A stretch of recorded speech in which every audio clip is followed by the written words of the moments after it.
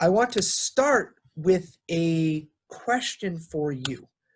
The question is, should we tax the rich much more heavily than we currently do and distribute this income to the poor? Okay, so think about it, pause the video, unpause it when you're ready, and we'll talk about it.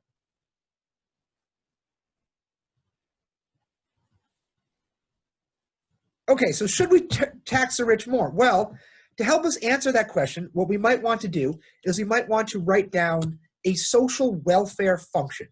A social welfare function is some math function relating the allocations of goods to some ordinal measure of overall well-being. Okay, so pretend for the moment that we can compare utilities across individuals. Suppose we've normalized them somehow, so utility is directly related to happiness. We know we can't actually do that with the utility information that we usually have, but suppose for the moment that we can. Okay, and then somehow we're going to want to combine the utilities across the different individuals to reach some single variable that tells us how much as a society we like this allocation of goods. Now, the issue here is that there might be different social welfare functions that some people might think of. So here are a couple examples. The utilitarian welfare function is simply the sum of the happiness of all the different individuals in this society. You just add up the utility of me, of you, of every single person, and that is equal to the social welfare function that we might want to try and maximize. Then we might try and distribute the goods or money or whatever across different people in order to maximize the sum of the happiness across individuals. There can be some issues with that. Okay? It might be possible to make one person really unhappy. Okay? But that's just one person. Everyone else might be made somewhat happier because of it. Here's an example that's often used in other fields. Suppose that you could do medical experiments, extremely painful, harsh medical experiments on one person. You force this person to have those medical experiments. That person is really unhappy, but everyone else is made a little bit happier because of it. And because there's so many other people than this one person, maybe you think, let's just torture this one person to help everyone else out a little bit. That type of situation can arise under a utilitarian welfare function. So maybe that's not the best welfare function. You might think of the Rawlsian welfare function. If you've taken psychology classes, you might have heard of the veil of ignorance. Basically, the idea is if you don't know which person you're going to be born into, like you don't know who you're going to be in society. You could be born to a rich family with caring parents. You could be born to a poor family with caring parents.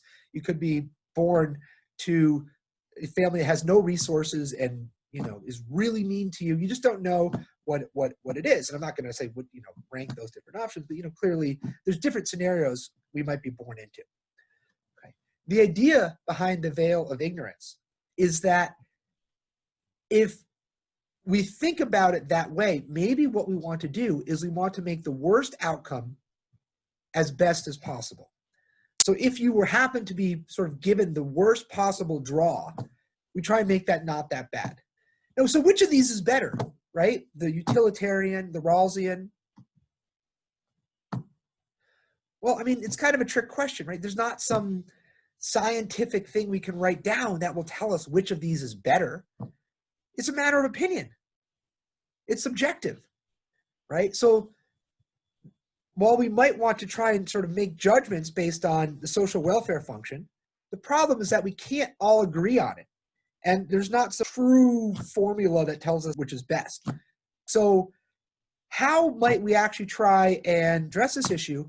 Well, as economists, our goal is to try and be objective. And therefore, we're not going to try and use a social welfare function. We want to use something else that we can all agree is somewhat related to overall well-being. Okay. So we're going to look at Pareto efficiency. Pareto efficiency holds when no one can be made better off unless someone else is made worse off. So you might think you distribute the goods across different individuals. If there are mutually beneficial trades or a trade that makes someone better off but no one worse off, then that initial allocation was not Pareto efficient. Okay. So why do we focus on this? Well, there's actually going to be multiple Pareto efficient allocations. So Pareto efficiency in no way says that it's the best outcome. But the reason that we focus on Pareto efficiency is because we can all agree that if you start with some allocation that is not efficient, then there is some allocation that we can all agree is better, right? If you start out with an allocation and don't let people trade, you start with an allocation where some people, if they were allowed to trade amongst each other, could figure out a trade that they'd all be happy with, okay? Which means that some of them are made better off and no one is made worse off. We could all agree that that was better than the initial allocation, right? Okay. So it's not, it's not perfect, right? We're going to come back to that point a number of times, but it is something that we should be able to agree on. So let me now ask you this question. Okay. Again, we're going to do this thing where you pause the video, think about it, and then unpause the video. In the current legal environment in the US, you are not allowed to pay someone else for them to give a kidney to you. Okay. My question for you is this current state of the law Pareto efficient? Yes or no? So think about it, pause the video, and when you're done, unpause it. Okay, pause it now. Okay, you're back. Well, let's talk about this. Okay.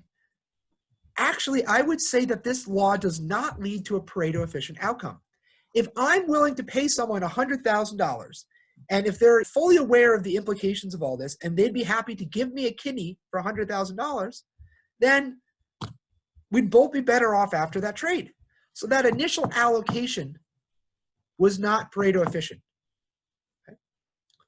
So the few countries like Iran that actually allow this type of trade actually have a set of laws that yield to a more Pareto efficient outcome. And if we're thinking objectively, we would say that from the initial standpoint, how kidneys were initially allocated, that this trade is actually improving efficiency in the market. The reason I chose this example is because it seems wrong, right? It seems wrong for people to sell their body parts. And so maybe there's some other factors at play.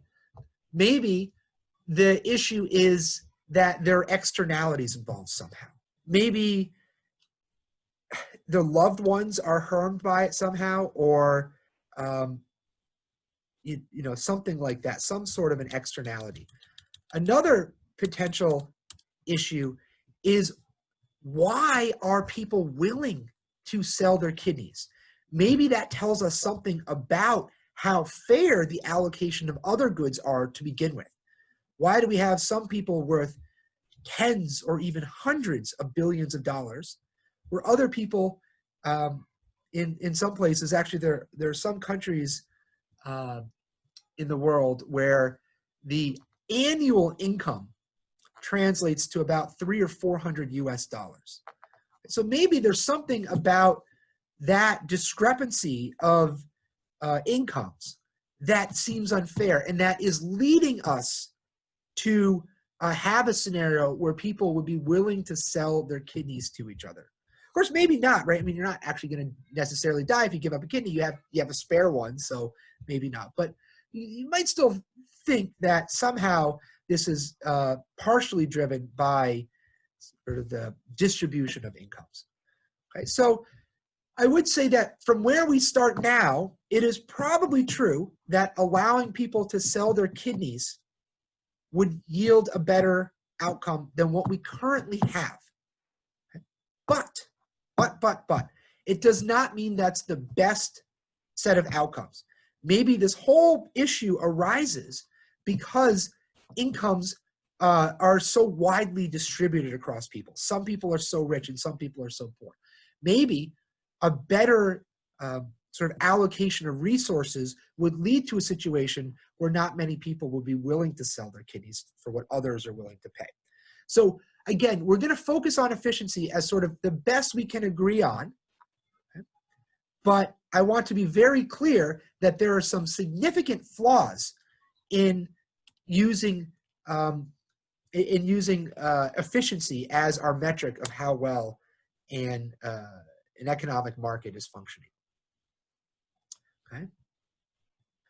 The reason we use it, just to repeat this, the reason we use it is because it is something that we can agree on. It's not a very good measure, but it is something that we can agree on.